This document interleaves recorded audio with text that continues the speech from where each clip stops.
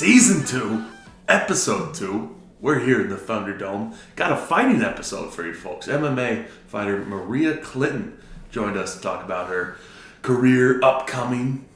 Just went 2-0 on her career, amateur career. Going to be interesting to talk to her.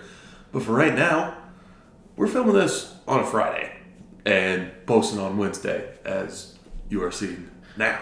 It's because everyone's busy. Yeah. So, we got QMHL or QMJHL playoffs that are taking up our time and schedule, and unfortunately won't be able to film on the Monday. Yeah.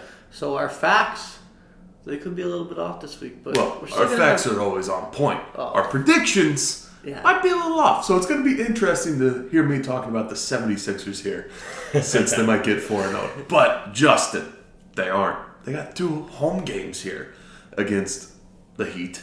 Gonna be a bigger crowd there in Philly. Joel Embiid is questionable for Game 3. Questionable, which is better than what he was for Game 1 and 2, which was MIA. I have to do this. Yeah? Why are you still believing in the 76ers? Because I am a man that believes in miracles. You trust the process. I trust the process. You said that. Philly offense. What happened to that Philly offense in Game 1 and 2 there, buddy? Well, they got sick, apparently, and they just weren't there. No, let me tell you what happened to him. James Harden wasn't there. James Harden played the game, but he wasn't out on the floor, it seemed like. That's a big thing with them is Joel Embiid is your MVP. Finals, he's going to be an MVP in the finals. It's going to be between him and Joker. But you also got to think, too, you made such a big trade for Harden. You got good rookies or young players in Tyrese Maxey and Tobias Harris. You got to think a 119-103 game like that, you'd expect a little bit closer offense from a Harden run. Like you made the trade for a reason. Get the home court here. These 2 home games are going to be finished by the time we're done here. But, man, I'll tell you what. 76ers coming back. Going to get some heat here. They're unironical. I'm just going to predict right now that they're taking away a sweep. Like the Heat are going to sweep the 76ers. A sweep? Oh, they're sweeping this. Like, there's no chance. Like, even if Joel plays... Give us a Game 6, Justin, at least. Game 6. Oh, yeah. No, in all honesty, Joel Embiid comes back, you got a new series on your hands. No. You do? Yeah, no. 100%. I'm not a 76ers fan, but he's just, like I said, MVP finalist right there. Embiid's back, you got a series on your hands. They don't even have Kyle Lowry right now, and they're absolutely dominating the 76ers. Well, the Heat were good before Kyle Lowry came. Yeah, but I just mean, like, you got Bam at a buyout, you got Jimmy Butler, you got the 6th man of the year, Tyler Hero. Is there anyone else that I'm missing? Well, Kyle Lowry's out. They have a really good Euro. I can't remember his name right now, but he hits the 3 ball like Duncan like Robinson. Luka, yeah. Like, that team's just built, man. Like, they have shooters, 76ers don't. And obviously it's... They do. Yeah. Oh, who's been shooting for them the last 2 games?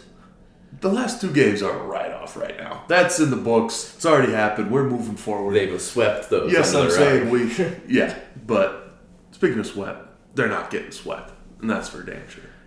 You got to give them at least 1 game. The Philly fans, as hard as they can be on their players there, and be back home court. They're really going to get booed off the floor in Game 4 after they get swept by the Miami Heat, who are going to the West or Eastern Conference Finals. Not going to happen, but I'll tell you who is moving forward, and moving forward quickly. The Celtics are really showing their dominance here. It's a tight series already. But that has surprised me a lot. I told you guys last week. The games they're losing, they're looking good. I told you guys last week. You guys didn't listen to me. I said the Celtics. We didn't really argue with you, though. But the Celtics, you guys thought the Bucks were going to pull away and just dominate. I still feel like the Greek Freak is the best guy in that series, but the Celtics, I think you made this point too when we talked about predictions and stuff, that the Celtics are just more deep than Milwaukee is at this point. Yeah, they don't even have, like, the Bucks are Middleton, yeah. Like, so I think he's not even going to be in this series at all. And I think that's going to be a big factor going deeper into this series. I think you got Jaylen Brown, you got Jason Tatum, you got Marcus Smart. I think they have their big man back, Robert Williams, the third. They're just deep and they're so much better than the Bucks. Yeah. They really are. Their starting rotation is just more well-rounded. They have a good balance of players, whereas it's like Milwaukee's just, you got the Greek Freak, and Drew Holiday ain't bad. No. But you feed it through the Greek Freak, and everyone knows this. And in the West, the big news is, for Golden State at least, news isn't coming on the court, it's off the court. We're seeing fines, we're seeing suspensions, we're seeing middle fingers. Man, folks, LA's kind of, not LA, Golden State's just looking like the Hollywood production there. They just got all the drama. Well, and they've always been kind of emotional like that, where you look at Draymond Green, he has his own podcast, and he's always been like, he hasn't been too short. We'll try to get Draymond Green here on the Waterboyz. He'll be next episode, guys. Stay tuned. But anyway, he's always been like, he wants the attention. He wants the attention. Did you guys see Game 1 where he got kicked out as well? Oh, was that the flagrant where he was like, I've got thrown out for less? Yeah, he like... He has no shame in it. Yeah, but no, like, he thought he wasn't getting kicked out of the game. Like, and I honestly didn't think he was going to get kicked out of the game. So, when he was, like, amping up the crowd, like, because he thought he was staying in the game, so he was, like, amping up the crowd, like, saying, get out of here. Get out of here, I'm not leaving. And then they just, like, yeah, you're out of the game. And then he's, like, all pissed off. And then Game 2, I think, is when he gave the middle fingers. Yeah, gave the bird. Yeah, right. Because Memphis is the higher seed, right? They got home, right? Yeah, they're the 2 seed. And Draymond just...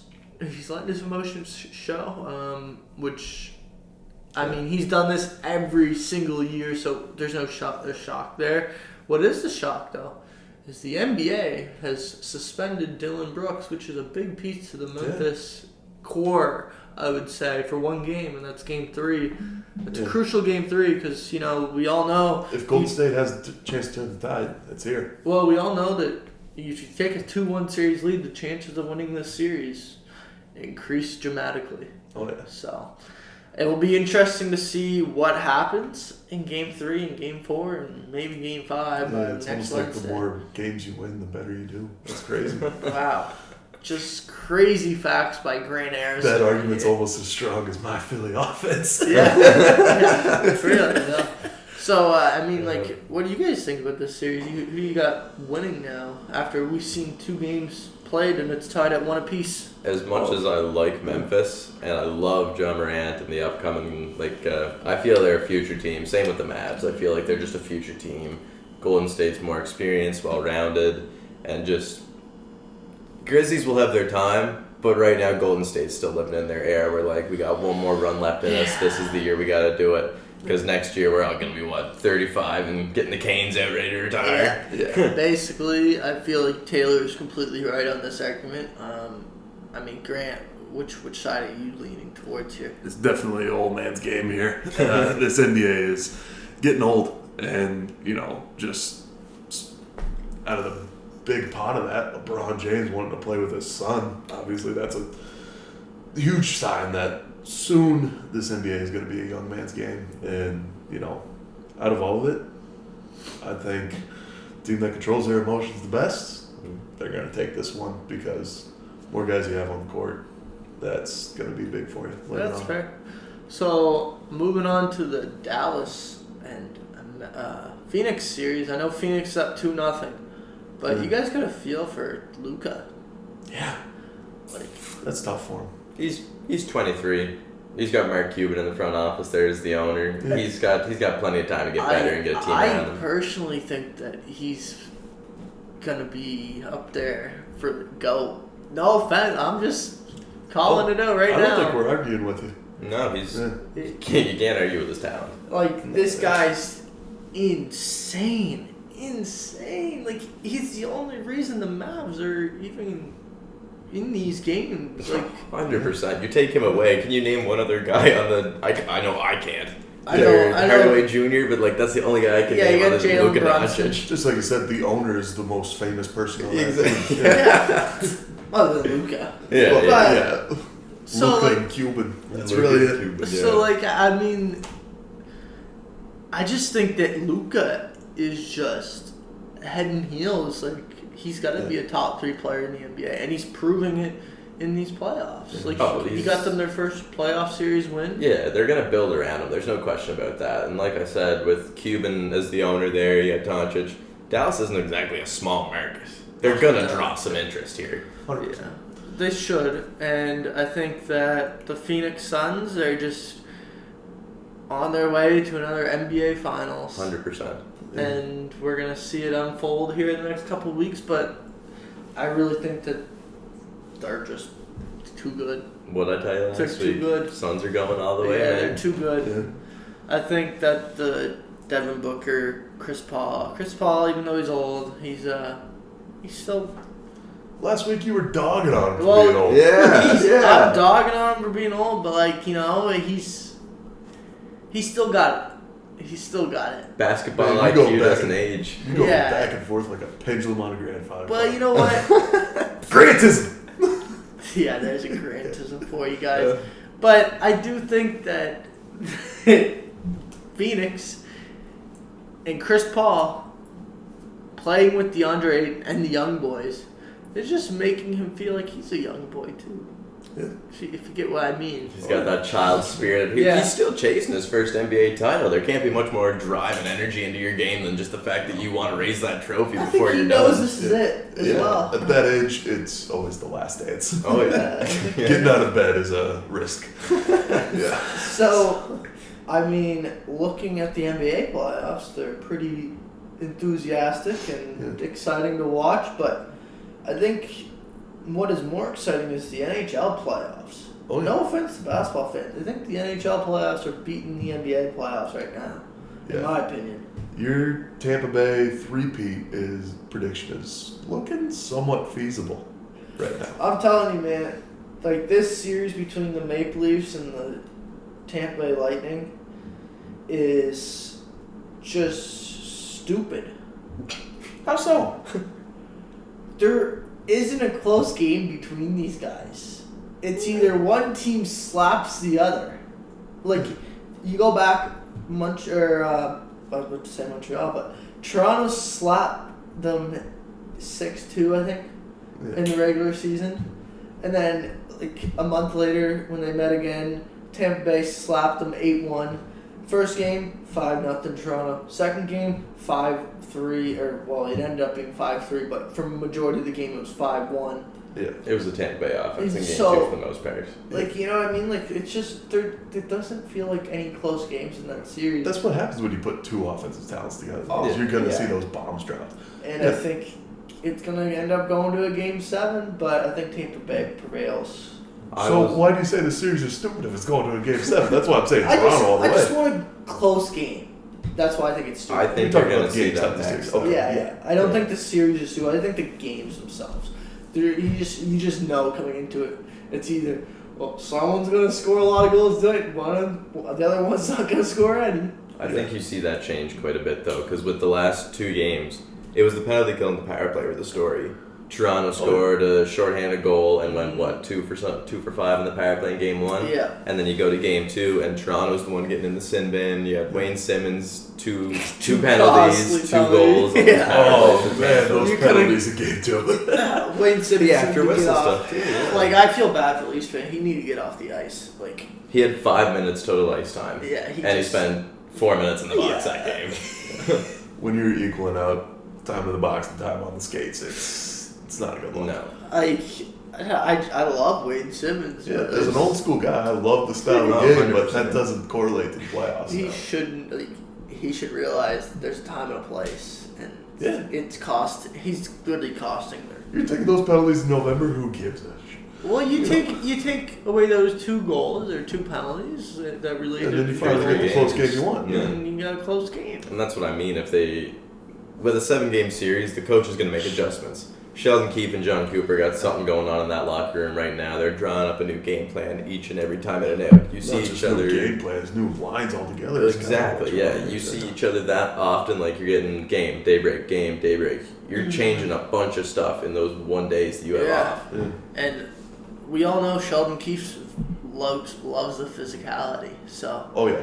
It's Wayne Simmons is not coming into the lineup. He's going to be there, and Kyle Clifford's going to be back after his 1-game suspension. So there's more physicality for the Maple Leafs. So we'll see how it goes. Yeah, and other series, I'll tell you what's interesting to me, Carolina. I like to see them do well in the playoffs. And, against the Bruins, I truly thought the Bruins were going to be better than what they were. Yeah. Like, I think everyone did. They're underwhelming. They're just rolling over right now. Well, ESPN had the Bruins going to the finals. Yeah. And, the Eastern Conference Finals. They had them playing in the... Yeah. And I'll tell you, if this was 2 years ago, though, I think Bruins are taking this. Oh, well, yeah. But, it's just older. They're older now. Their core isn't their core. Yeah. And I think the Bruins are a competitive team no matter what you do. Yeah. But I don't think that they're coming back in this series. I'll tell you, though, this is just a springboard for Carolina right now. Just like the Carolina series. They're flying around. You can see it on the ice. They're flying around so much more efficiently, and their passing is so much more better than the Boston Bruins. It just seems like they want it. Well, you talk about how the playoffs are a more physical style of play. Evgeny Svechnikov, come on, he's a scorer. Yeah. Did you see that hit on Lindholm? Mr. Svechnikov! He took him out of his skates on that one. Yeah. Lindholm might as well just go into the hospital, get checked for a concussion, and lay it down in the bed. Couldn't even stand. Yeah, he couldn't stand up. No. I just, all he saw was his $8 million paycheck or $6 million paycheck. Speaking of big ones in the playoffs, man, that was a thunderous hit. It was massive. Yeah. Massive hit. And taking all that energy into the second round, man, Carolina could do some damage. It looks like they're going to be advancing to the second round. I mean, there's there's nothing we can say to predict it, but yeah. There's no other way that I think Boston comes. I don't think Boston can do anything to come back. The only hope they have is if that third string goalie for Carolina eats the dust in the next game, because Anderson's down, Rant is down. Did you see that him and Marchand went at it? Yeah. Couple whacks back and forth. Stood his ground, gave Marchand a whack, and then Marchand came back and was like, "Who the hell are you?" And then gave him a whack. So it'll be interesting to see them. Rob Brindamore said he can't even understand the goalie because I guess he's from Russia, so he speaks not much English. But the coach was saying that he just asked Svech to translate for him. He's like, "You feeling good to go in?" Good. I love that. So that series in the East. Boston's going to be making some golf plans here pretty soon.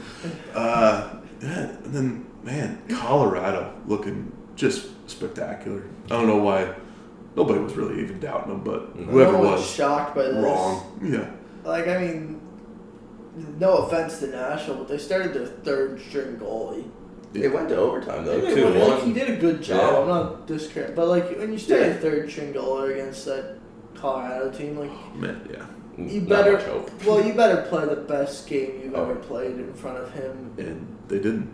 No. They played a pretty good game to get it to overtime. Just not one their best, crucial mistake. Two little funny nuggets for that series actually. In the morning skate for Nashville, did you see Colorado left the 7-2 score up so they could see it during their morning practice? And then the second one, I looked it up. Devon Taves, no relation to Jonathan. Yeah, I put it in on the video. Grant is wrong here. Okay, we're just making sure because I knew that he was not related, but you guys had me just convinced during the last episode that I thought they were brothers. You thought they were at least family tree somewhere. I thought nothing. Yeah. So Justin is right here, folks. Now I'll eat my words. When it comes to the facts, but opinion-wise, I'm the man. So you got Colorado series. You guys, I'm assuming you're like me. You're expecting a sweep here. No, there's not much. I was surprised at the lack of, like you said, the third string goalie in there. 2-1 game. They said Ingram played insane. I mean, it went to overtime before he finally ended up giving in that second goal. But Colorado, Smashville's got not much hope here. Yeah. And Calgary's looking like the Canadian team to do it, kind of. I mean, got stoned in their last. the pause is just Dallas is going to give him a hard time, I think. It's definitely not we know it's not a sweep anymore. It's 1-1 now. It was 1-0 Calgary and then 2-0 Dallas. I think it's going to Game 6. Give Calgary in Game 6. But, like, after seeing the first 2 games, I do think that Calgary is the better team. I just think that... We knew going in Calgary was going to be the... I think that...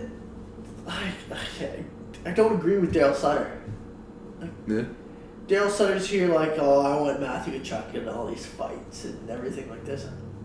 Why do you want him to fight? Like, he literally got into it 43 seconds into the game 2 with John Klingberg. Like, I don't know, like, energy. But he's one of your best players. Like, you know that's his style of game, though. Tkachuk's always been... I know you don't want to take him off his game style, but, like, do you really want him out there fighting?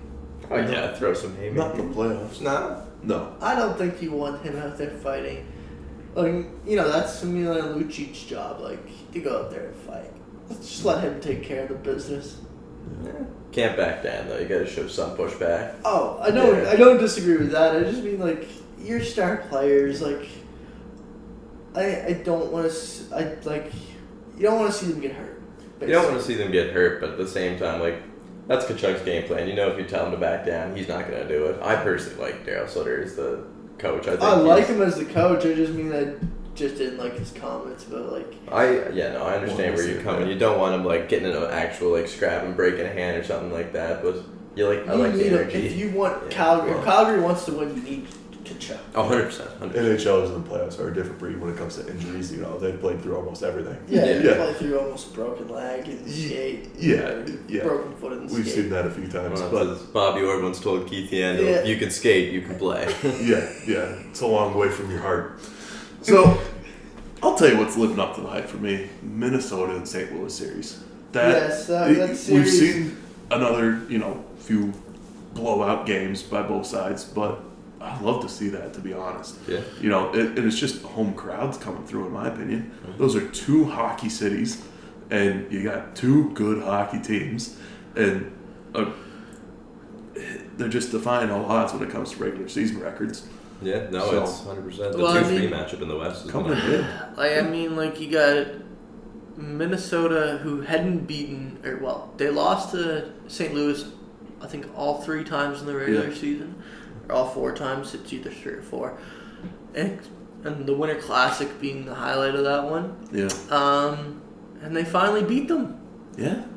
And they just didn't beat them like a close game. They smashed them. So I think Minnesota found their offense. I think it's now a dogfight. It's coming down, and Kaprizov is going to be the difference in this series. Some I think. funny stuff there too. For sure, I'd say.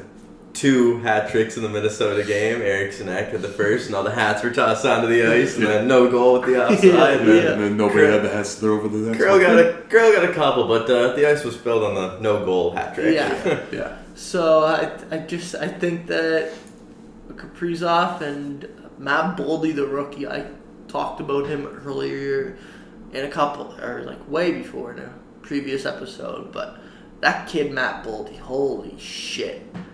He is good. Yeah. And he's gotten Kevin Fiala going. Like, Kevin Fiala's over a point per game ever since he's been back. Yeah. What he can do for his line alone on the stat line, impressive. It's crazy, man. As a rookie, this is 2 rookies in a row that they've hit on back-to-back years. Matt Boldy and Kaprizov. They just let them develop. And that was a big sign that they came back to. I know they struggled to reach an agreement in the offseason, but imagine this series without him right now. Really, though, Minnesota would not be anywhere without Kaprizov. And you know what? The Flower. You got to give some credit to the Flower. He had a bad first game, but bounced back in the second game. Yeah. They've proven they're sticking with him. Fleury in the playoffs. What a guy. Yeah. It's nice to see them stick with him, too, because Talbot got hot there late in the stretch. Yeah, you wasn't sure where they were going to ride. Yeah, really, though, because that's a tandem city. Yeah. And so is St. Louis.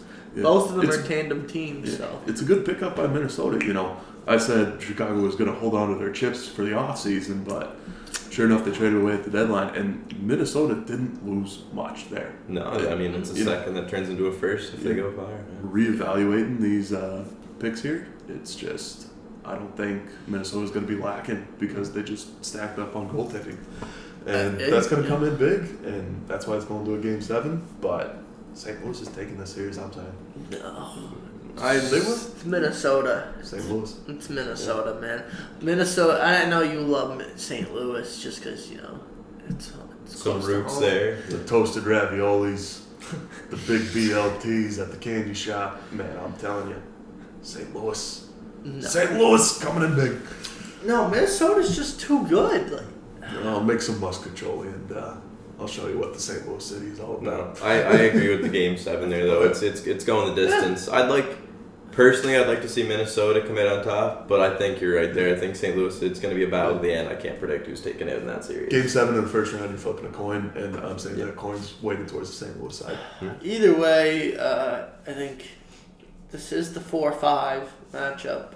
So, yeah, this whatever comes next is going to be a bit difficult for you. Yeah. Yes, because they're going to be in a dogfight this match, and Colorado's going to is going to love watching them fight it out in Game 7. Yeah, use up all their energy while they'll be rested well. So, I think that it's going to be interesting. And any other series, I just want to highlight the Toronto Maple Leafs. I know that we just talked with them, but I have to eat my words. They got Mitch Marner and Austin Matthews at 5 points right now apiece, leading the playoffs in points. Their big dogs are showing up. It's almost like I was right. And their big dogs they woke up. Yeah. They did wake up. They've woken up, folks. The big dogs woke up. Let that big dog eat. And Mitch Marner's a +6 already in 2 games. It's his grandmother, man. The grandmother's in the stands. He wants to impress Nana. So, I don't know but what's going to happen. I think Tampa Bay's going to win, but their big dogs have shown up, and I got to show them a little bit of love for that because I did not think they were going to show up. Yeah. I'll be frank. So, well, they had one goal in between them in the first series last year, so they had quite a job to turn the narrative around here. Yeah. Speaking of big dogs, where's your big dogs eating when you got runners on base? Yeah, no, 162 average with runners in scoring position over the month of April. It's just our Jays are not doing good. No, it's as Charlie Montoyo said though. He's not worried. I mean, you open the. I'm gonna get comfy for this one. Let's hear it, buddy. Yeah, no, I'm personally. You're not worried with April. April was a tough month to watch. I mean, you want to see them. The offense is what was hyped up. The pitching was the main focus this offseason, but we always knew what the offense was. Well, me and you were talking about this right before this show. Like Jose Barrios, he's either great, he can pitch 6 innings, or he's absolute dog shit, gets pulled in the first inning. Yeah, no, it's he said Charlie Montoyo's not worried though. He knows what this offense can do. You take the month of April with a winning record. We're still second in the AL East. Yeah. So you're doing well. Yeah. Despite the stat line. You're still grabbing up wins. Exactly. It's not like you're big ones and you're not starting below 500 trying to improve and wake up. You're still ahead of 500. You got a good record right now. And I think they're only going to build from here. And like every analyst has said on Sportsnet and stuff like that, a 162 runners in scoring position average. It ain't staying there. Eventually, the big dogs will eat, and it's gonna be a placata season. Yes, Bless we you. will have sometime soon, and I guarantee it'll be before June. I don't know, I'm just gonna predict it's gonna be before June that we're gonna see Vladdy wake up. We're gonna see what? I'm not doubting you. Okay. I'm saying definitely. Yeah. Okay. Everything can kind of go up right now. I'll tell you what I'm looking forward to in October is some Blue Jays. Because this is, if a year is their year, it's this one. Yeah, and you know what? There's 2 New York teams. New York must be loving baseball right now. Oh. Absolutely in love. Let me start off with the Mets here. You're not doing it this year. Don't get your hopes up. You're just going to be hurt again. Just right at them. I can't argue with that either. The Mets, you're just going to be hurt again. But the Yankees they're rolling. And not looking like Yankees fans. Speaking of Blue Jays, did you see the fan that gave the ball right to the Yankees fan. Yeah, no, it was great to see the. That was just Aaron Judge hit a homer.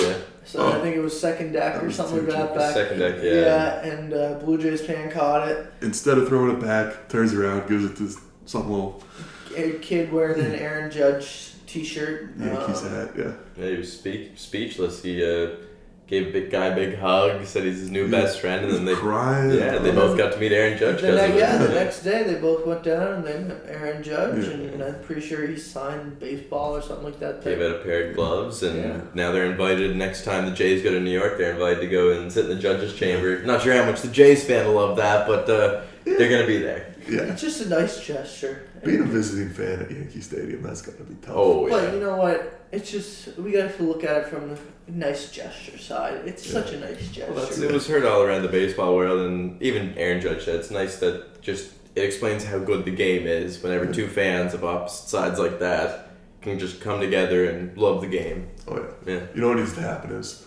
this little Yankees fan needs to catch the ball, give it to the Toronto fan after Springer dinger. This Toronto fan just throws it back.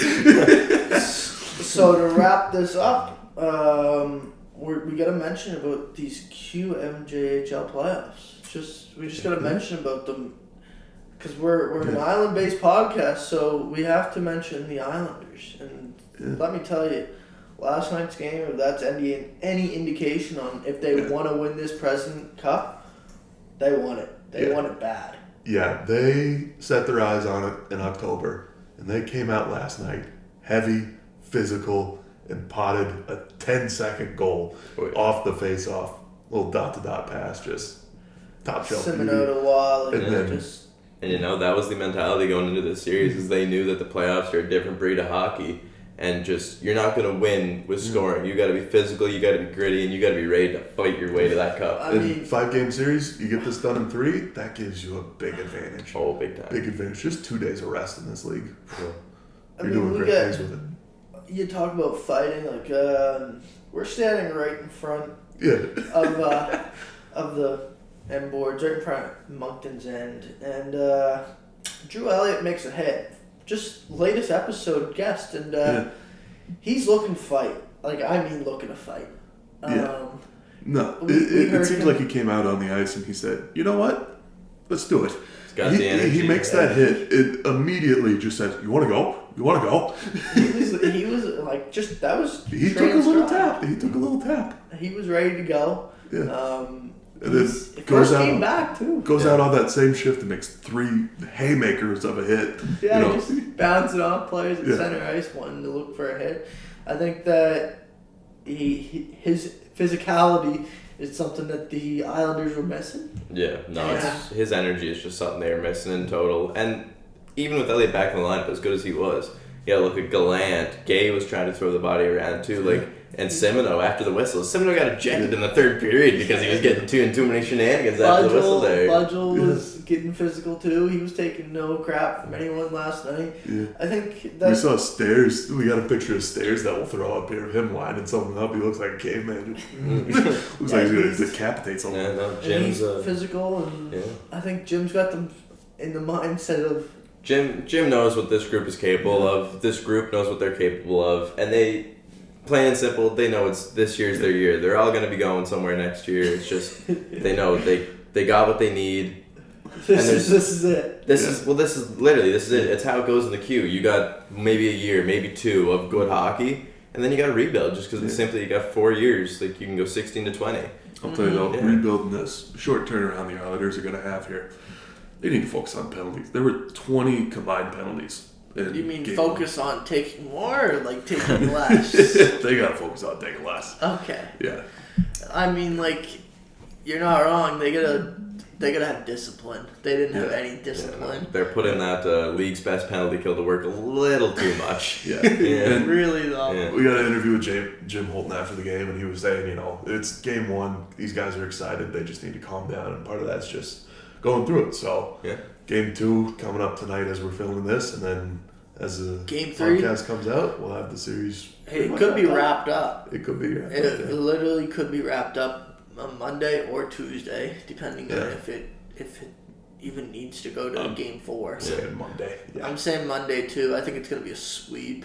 Yeah. I already got my ticket for Moncton. I'm ready to see my boys go home with a W. Yeah, you got a hotel over there. Yeah, I'm ready, man. I'm ready.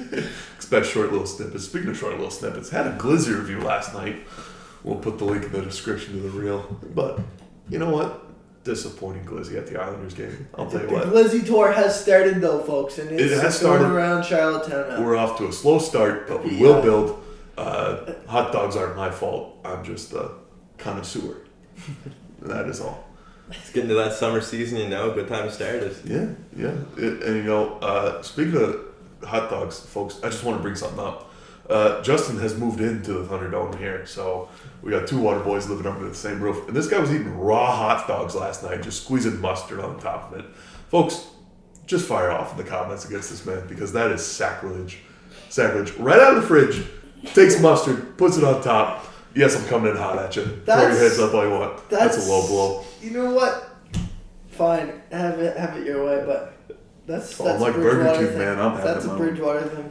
They grow them different in Nova Scotia. Yeah, they grow them different. We're built different, man. That's for sure. I was nauseous on the car rides too. So you know what? It is what it is. We're sending this thing to Maria Clinton, and you guys are gonna have a blast.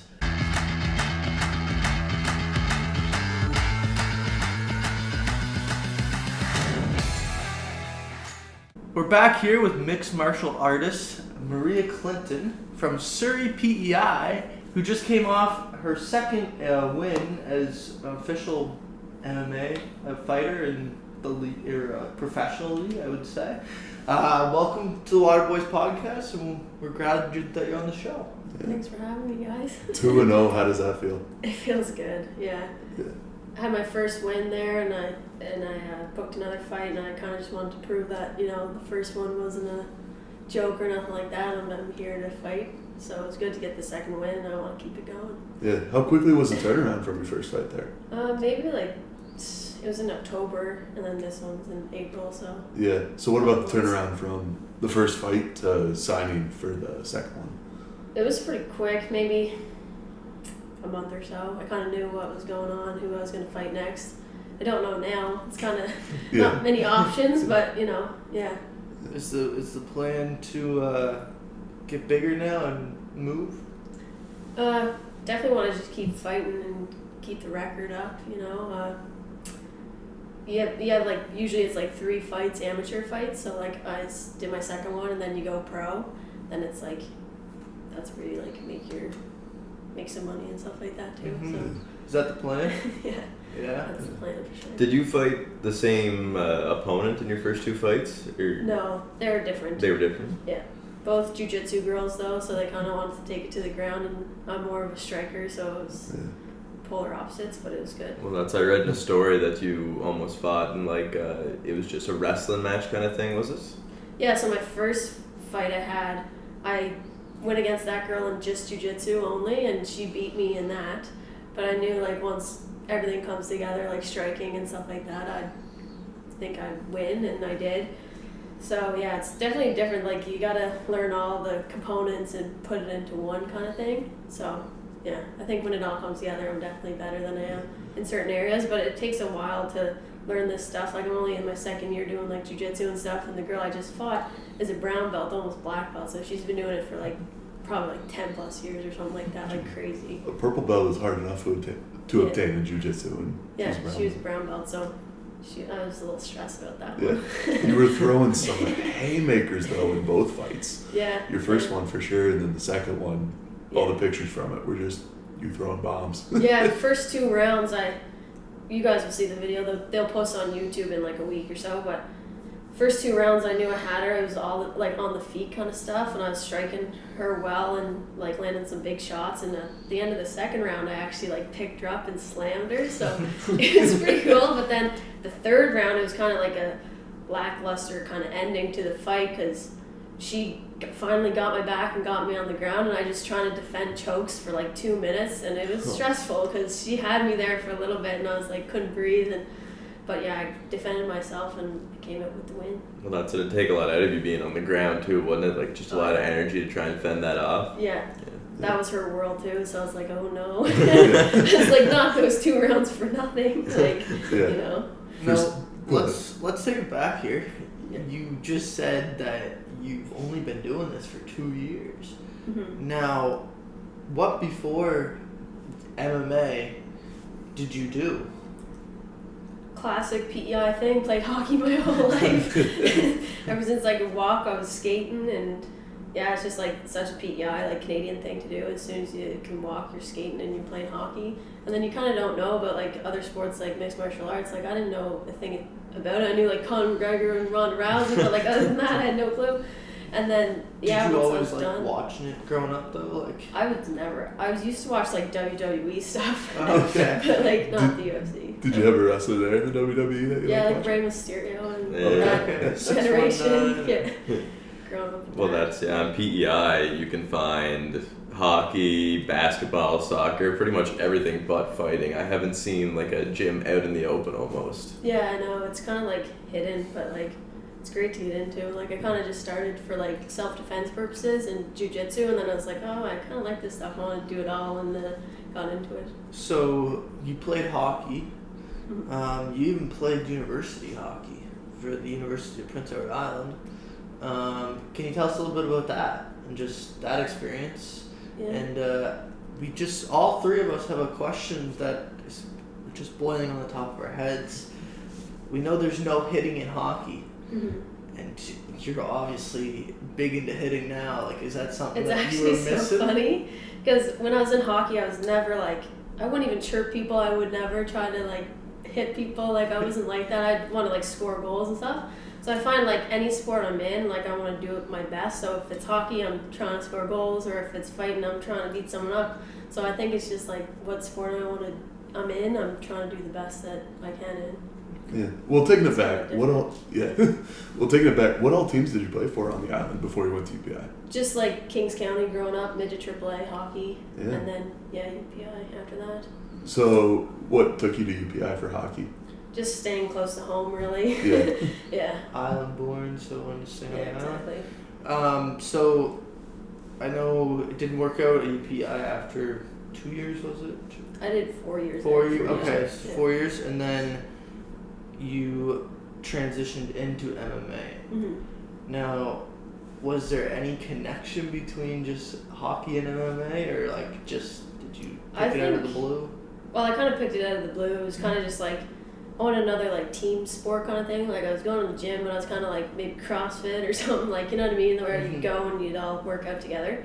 And my cousin actually does jiu-jitsu, and he's like a blue belt, and he kind of, I started to go with him, and that's where I kind of got into it. But I always find like athletes, like hockey players. There's another guy at my gym that was a hockey player beforehand, played like junior B and stuff. Connects well with like fighting, because just like agility, you know, like athleticism. But yeah, it definitely helped me transition like playing hockey to mixed martial arts. Well, that's, you gotta have the good hands, the quick feet, you know, honestly you gotta have pretty much... Hand-eye coordination and stuff like that. I really think it helps. Yeah. And stamina alone, I mean, to an outside perspective, 3 rounds of 3 minutes just looks pretty easy for people sitting on the couch. Yeah. But, you know, those are the longest 3 minutes ever. Oh, yeah. Yeah. Yeah, it is. So the stamina transition, was that easier for you, considering hockey, you know? I think mixed martial arts is harder to do, definitely, because it's like you train for 8 weeks as hard as you can, multiple times a day, just to fight for 9 minutes, like really. So you got to be really disciplined and wanting it like a lot, you know, like to go to the gym every day just to fight for that little time. Where is your gym on the island? It's in like Stratford, like Fort Augustus area. And what is it? Henzo Gracie, P.E.I, Matt McGrath. Okay. Which is, Is it private or public? It's public. Anybody can go. He teaches jiu-jitsu, kickboxing, wrestling, judo, everything. Yeah. Are there other MMA fighters there that is kind of easier to train off of, or are you the only one there that is kind of making your way up? No, there's a whole bunch of them. There was 2 teammates that just fought on the same card I did. Their first fights, they both won, so we're just all going up. So I saw P.E.I, I saw a couple of people post on their stories from the Moncton fight. P.E.I was 4-0, like overall P.E.I was 4-0. Now, how like great is that to see as a P.E.I native and just someone growing up in that group of 4? Yeah. Well, the group of 4 was actually just our gym, so there's a lot of P.E.I people that were actually fighting. There's actually 2 more, I think, from like another gym, Island Kickboxing Gym, in town. But yeah, our gym went 4-0, so it felt good. I was the third fight in, and I remember we were in the dressing room, me and Morgan, the main event guy, and we were like, oh my god, they just both won, we gotta win too. Like, it was like so much pressure, because my first fight I was the only one from my gym fighting, so it's like, oh, I'll just go, whatever, it's my first fight, I don't even know what to expect. And then second one, it was like, oh gosh. It was almost like a meet you'd go to in middle school. It's like this school's winning everything, so you want to keep your team name up there. Don't be the one to not win. Like, was the second fight a bigger, I guess, better experience for you compared to the first fight? Definitely knew like what I was getting into more, but like I feel like I was more nervous my second fight than I was my first, just because like my first I literally you don't know, like you spar and you train, but like once you get in there it's a lot different than you would think. But yeah, my second fight I knew what I was getting into that time, so I was like, here we go, like I had to pump myself up a bit. But yeah, and I knew she was a hard opponent too to take on with the jiu-jitsu wise, so yeah, like you said too, you train for like 4 or 5 months for just that 9 minutes of intensity there. Yeah. And like I'd go to other gyms and train, and we'd train with a whole bunch of people, and Sarah, my opponent, she was like, everyone's like, wow, you're fighting Sarah, she's a beast, like she's a beast. And I'm like, oh my god, well, stop telling me that, like I know she is, but like like I felt like I was an underdog in that fight, and like she was just gonna take me down, submit me and whatever, but put up a good fight, got the dub. So you go into that first fight, and obviously your debut, and you're going up against experienced fighters. So what's going through your head as you're walking down that hall to the ring? It's honestly like sometimes like felt my second fight I was nervous, but it's like trained so hard and I was prepared, so it's like finally, you know what I mean? Like you train so hard and you're walking out and you're like, finally I can just go out there and prove myself, So as you said with the walk up to the ring, you got a song that you go out to that really hypes up your style of fighting? This time I did AC/DC, like Back in Black. Okay. But I had like a nice little classic. So So you're thunderstruck next time out, or what? maybe. I don't know. The We'll highway see. to hell. Yeah, you're 2-0 on the rock, so. Yeah, true. I mean, so what is the future for you? What's the end goal? Like, I know there was a video, I did a little research on Instagram, I'm pretty sure, where Dana White was talking about you. That's cool. Yeah. Can you tell us a little bit about that, and is your goal to make it to the UFC? To hear Joe Rogan calling your name one day? 100%, yeah. I definitely want to, it's just like if you're playing hockey, you want to go to the NHL or you want to do the best you can, right? So it's like I always look at the UFC and that's my goal to get there. And having Dana White, that was my cousin Ben, who I started doing all this stuff with. Now he lives in Nashville because he's a singer and stuff. And anyways, he found Dana White and got a video for me like that, and he was like, go out there and win April 30th. So everyone's like, you did it for Dana, and I was like, yeah. But yeah, definitely UFC is the end goal. Yeah. So is like, who do you watch then in the UFC now and try to use their game to your game type deal? Well, I've been fighting bigger opponents just because like there's not much like fighters around here. So I mean, they were both close. Like Abby, my first fight she's from Summerside, and the next one's Cape Breton. So they're bigger than me, but I do want to get down eventually to like 115, so like straw weight. So like Rose Namajunas, you know her in UFC. She has like buzzed hair. Yeah. She's fighting this weekend, so I look up to her a lot, and I want to get down to that division when I go pro. But right now it's just slim picking, so I gotta take what I get. You're in the Maritimes now. There must not be a lot of. You don't get to choose and sign like a contract. It's like who's able to fight when I want to fight. Yeah, at this my weight, like So. Is there anyone that you have in mind that you think about getting or signing a contract with for your third fight? I have no sweet clue. No clue. So there's like, as we compare it to like UFC is like the NHL of MMA. So is there like a juniors almost kind of thing? Like what's the step to get from P.E.I. to almost on a bigger stage where you're more exposed to people that are like almost scouting you? Yeah, once I get my next fight amateur, then you go pro, and that's where your like record builds. Yeah. And then people just watch you, and if you got a good record, then you can go to the UFC. They pretty much. So for people that don't know, does the record reset after you're done your amateur 3-0? Say when your next one, does it reset when you go pro? Yeah, it does. So you're gonna be back to 0-0. So I could have went 0-3 and still go pro and start my record there. Okay. But they definitely look at that stuff to take into consideration. Where you came from, kind of thing. Yeah. So what are you focusing on to get 3-0 in amateur? It's kind of like you learn. Everyone's like you learn on the job kind of thing in fighting. Because after my first fight, I learned a lot in that, and I took what I learned to my next one. Now this one, where she got my back and stuff, I didn't like that. So now I'm just gonna go, train that for months, and that won't happen again, hopefully.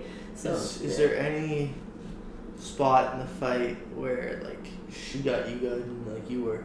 I know you said she choked you and you were unable to breathe. But was there anything else that like really like holy shit, I might not? There was actually one time, as right at the start of the fight, she I kind of waited for her to punch me first, kind of thing, just to see and feel her out. Yeah, so she punched me and it was right in my eye, and she like scratched me a little bit, and I couldn't see it in my right eye, and I was like, oh god, this is not gonna be good. And then it finally started to like come back to life, my eye, and I was like, wow, like I don't know, it just kind of you're not getting dazed again, kind of thing. Yeah, I was like, wow, first punch you threw, and I can't see it in my eye right now, but yeah. So I know it's you want to beat the shit out of whoever you're fighting. Mm-hmm. I get that. But is there kind of like a respecting in the ring, or the cage, I should say, that we're gonna have a good clean fight, but I'm still gonna kick the shit out of you type deal? It's actually hilarious because it's so like that. Like I like Sarah; she's a really nice person, great competitor, and it's like you're so intense and you're like staring each other down and just like it's like you hate each other, but like you don't. It's just the sport, right? Like you gotta. Get a little bit mean sometimes. So. I almost found with the more physical sports, like you played rugby with, it's almost like a gentleman's game, whereas like with hockey, even in like A-leagues where you can't hit, everyone's like you said, chirping you and like trying to talk smack and almost being mean, whereas like rugby, it's literally like you're being hit as hard as you can, you're being tackled to the ground, like it's a real gritty like physical sport. Yeah. But as soon as the hit's made, they're like, here man, let me help you up, like are you okay, kind of thing.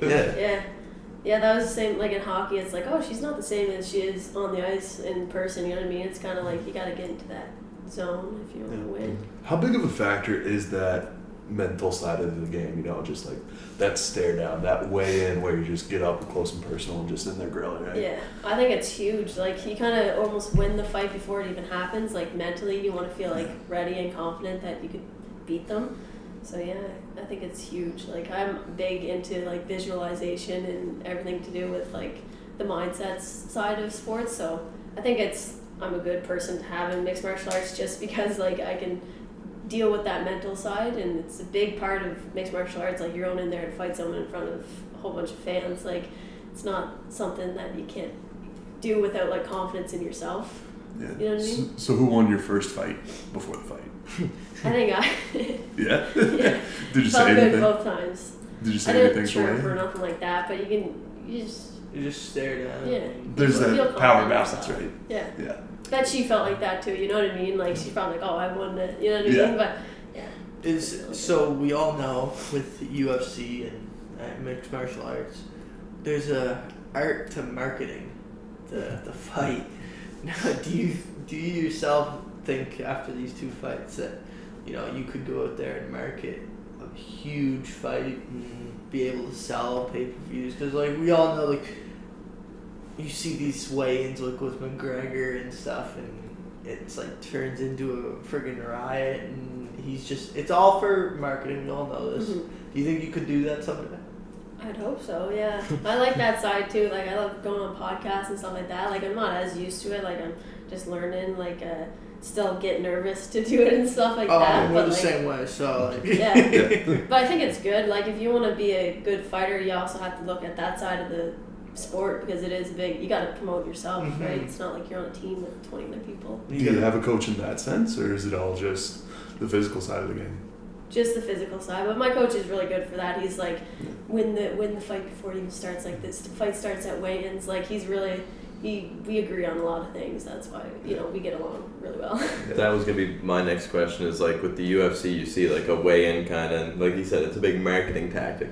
Is there, at the amateur level, is there still that kind of design where you go to a big weigh-in and almost like an interview where you guys, like, square off, or how's that go? Yeah, the Fight League promotion that I was fighting in the last 2 fights, they're actually, like, really good. They have, like, they take really good pictures, and their pay-per-view is, like, actually really good video, and they have replays, and they have everything.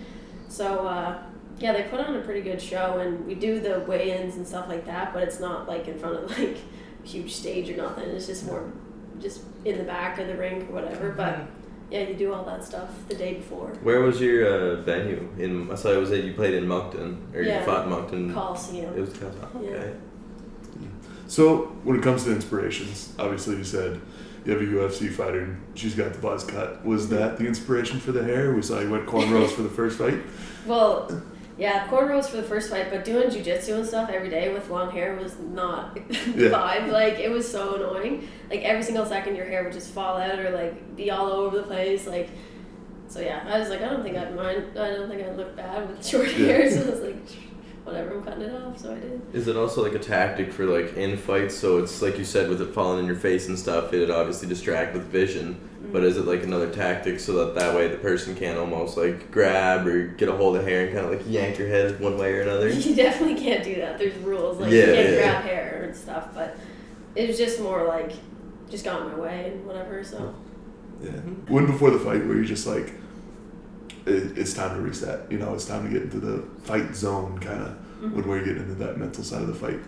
I think I take every sport I do pretty seriously. Like, if I'm fighting, I'm going all the way with it, you know what I mean? I'm not just there for, I don't know, like, I just want to do my best and everything. So when it came to mixed martial arts, I definitely put my heart and soul into it. You have that like competitor's mentality where it's like, whether it's high school badminton or whether it's like mixed martial arts, your goal is just to go all in and be the best you can at what you're doing in that moment. Yeah. So for some fighters, it's like a month before the fight, I'm not doing this, or a month before the fight, this is where I got to get, you know, started on this side of the game. So do you have that at all, or is it just kind of? It's actually kind of funny because, like, you do like 8 weeks or whatever, and it's like a lot of discipline. You go to every single class, you do your extra work and stuff like that. You don't really party or nothing like that. And now it's funny because I just win, and then Leafs playoffs are on, so now I'm like drinking beers and loving my life. But then, you know, I'll get back into it on Monday. But it's good to have a little break and, you know, celebrate my win and then focus on Monday. Gotta ask, for pro athletes, do you have any like rituals or almost, are you superstitious at all? Do you got that rabbit's foot you gotta rub before the game or your match? Not really. I tried, like, I did have a lot in hockey, but now it's like I don't want that in fighting. If I can already stop it, you know what I mean? Like, superstitious wise, like, I don't want to be like, oh, if I didn't touch this, I'm gonna go out there and get knocked out. Like, that would be horrible. So you don't got that lucky pair of trousers in the back corner there. So I want to turn our attention to training and just overall training, and then diet as well. What kind of like diet or like healthy eating, I guess you could call it, do you have to put yourself through every day during the 8 weeks, or is there a certain way of eating that you have during your training camp? It kind of depends on like what weight class you're fighting at. So like, I didn't have to really diet as much this time. Like, I was like 132 pounds like throughout my whole camp, and then I had to get down to 125. But like, if you wrestled, I don't know if you had to like water cut or anything like that. So like the morning of the weigh-ins, we sat in the sauna and we just like cut water. So that was like mentally tough, and it was only like, I had to do like 5 pounds in the morning or something like that. But yeah, that was 125 pounds, so I want to get down to 115. So once I get to 115, like, I'm going to obviously start keeping my weight lower throughout camp, so then it's easier to water cut. But as of now, since I was fighting 2 bigger girls, I didn't really have to do as much. Yeah. You know, I was trying to keep bigger, you know what I mean? Yeah, it was kind of opposite. What's the move for water cut for you? Because for me, it was always the sweatpants tucked into the socks and a big old baggy hoodie. Yeah, well, that was like my first weight cut to get down to 125, and we had to wear like the sauna suits and the sweatpants and everything over. It was crazy. Like, I was like, I'd like lift on my shirt and just sweat fly right out. Like, it was disgusting, but it worked. Yeah. Was it something that, like, you know, you're appreciative of, or like you you're gonna hate every time you have to. I think I might hate it every time. It wasn't fun. Yeah. Now you say you're trying to make your way down to fly to strawweight, right? Strawweight, 115. So obviously gonna be another cut ahead of you here. So let's focus there. Do you have a coach that's giving you some tips and tricks for making that? Yeah, my coach, he used to fight all the time. Like, he was a professional fighter. I think he has like probably almost 30 fights or something like that. So he's done it quite a bit of times, so he knows what he's doing. So he's like, if you want to go down to 115, kind of stay around like 128 pounds, and I can do that if I'm eating healthy and watching myself. So yeah. Does he have some old school tips and tricks? Well, we did like a water loading kind of thing 3 days before, so I drink like 8 liters of water. It was horrible, like it's so full on water, and then you just sweat it out the morning out. So a couple tips and tricks for sure. Yeah, that's pretty old school method there. So, looking at the overall picture of MMA and UFC, like as a woman, how much do you think the game has grown or the sport has grown on the women's side of things? I think a lot, honestly. Like, I see more girls joining in like our gym, like a lot. Like did your fight have anyone, like, maybe you don't know this yet, but has anyone joined that watched your fight and has came up to you and said, like, I'm joining because of you? There was a lot, actually. I got a lot of Instagram DMs of just girls across the Maritimes being like, good for you, 2-0, like, keep it up, like, you're growing women's mixed martial arts. And I love that stuff because I think female athletes should be appreciated and grow, and for sure. Like, Well, it must be pretty cool too. You're from P.E.I, where there, like you said, there's not a lot of people out there that you can fight right now because just it's almost like a small market. So it must be cool to just kind of get that exposure, not only for yourself, but like, hey, Maritimes, we're big here too. Like, we can fight wherever we are. Yeah, for sure. Yeah. Now, at the gym, it's probably not a situation where people are coming up to you and saying, "Oh, you're such a big inspiration," because if you're inspiration to them, you're probably going to be in competition here later down the road. So what's it like going to the gym, most days and seeing people who you're working off of, and then you go into this Maritime Fight League and, now they're your competition? Well, it's like you don't really train with your competition, I guess, and you can't really fight within your own gym. Like, for a good month, and you didn't really, But I don't know. You don't really see. I didn't see Sarah leading up to my fight at all. Like, there's a lot of different gyms. Like, it's like you're saying, like, they're so like, you don't know until you're in the scene where it's like, oh my God, there's actually a lot of gyms around, but it's just like nobody talks about it, or is. I don't know. I feel like it's like a part of this world. Like, Canada is not really involved with mixed martial arts as opposed to whatever. Yeah. It's just not as advertised here, almost, kind of thing. Like, it's not as out in the open, so everyone just knows what's going on. It's like hobbies here, but like. Do you think it's grown on PEI from the time that you've started mixed martial arts? I feel like honestly, I feel like there's a lot more of us starting to fight now, and more people want to join and stuff like that. So. Do you think any one thing is causing that boom in martial arts, or? Maybe just like the exposure, like literally because of like technology and stuff like that. I remember like watching old fights of even my coach, it was like all fuzzy and like, you know what I mean? Just like more of the production wise, like it's a good, like my friends came to my fight and they're like never watched a fight in their life and they had a time and a half, you know what I mean? Just watching it. I don't know, I feel like people aren't exposed to it or don't go to it, but like once you go watch one or you see one online, it's like you want to go again or you want to start it. There's a lot of people that watch them and they're like, oh, I'm going to do this now. Like. So you're saying, like, in your gym, like, you're not really fighting against your, I guess, peers, but the guys in your gym, like, do you match up against them any days, or do you take tips from them, or what's it like with guy competitors, like, going in your field? Yeah, we train with everybody. Everyone goes with everybody. We spar. It's like obviously if I go against a guy that's like 200 pounds, he's not going to hit me hard or nothing like that, you know what I mean? But definitely like technique wise and stuff like that, everyone helps each other out. And, girls go with guys and everyone goes together and just betters each other. Do you think it benefits you doing that, or would you prefer like just going against girls and then you can absolutely just go ham on them? No, I think it benefits you learning off of every single person, honestly.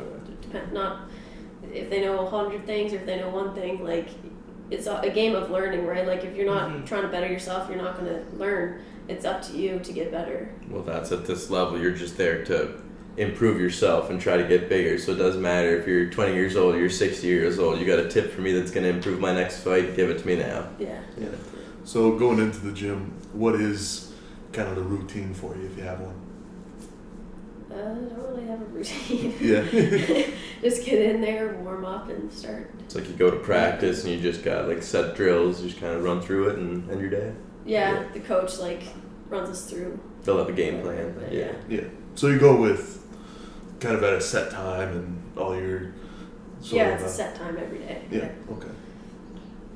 And do you have a gym plan that your coach sets up and everybody does their own thing kind of from there, or is it sort of one-on-one coaching that you get a lot? So everyone comes at like the same time. So let's say if it's jiu-jitsu, then everyone gets ready and stuff like that, and then we drill like techniques. Everyone together, you just pair up or whatever, and the coach, demonstrates them. And then at the end, usually like 20 minutes until the end of class, we like roll, it's called. So it's like sparring or like, fighting each other kind of thing. But the same thing as with kickboxing too. Like, you get there, you get warmed up, and then coach goes over drills and techniques and you do them, and then at the end you can spar if you want. So. I know you said you like everything about MMA, but if you had to pick one part of it, which one do you think you're the best at or do you like the most?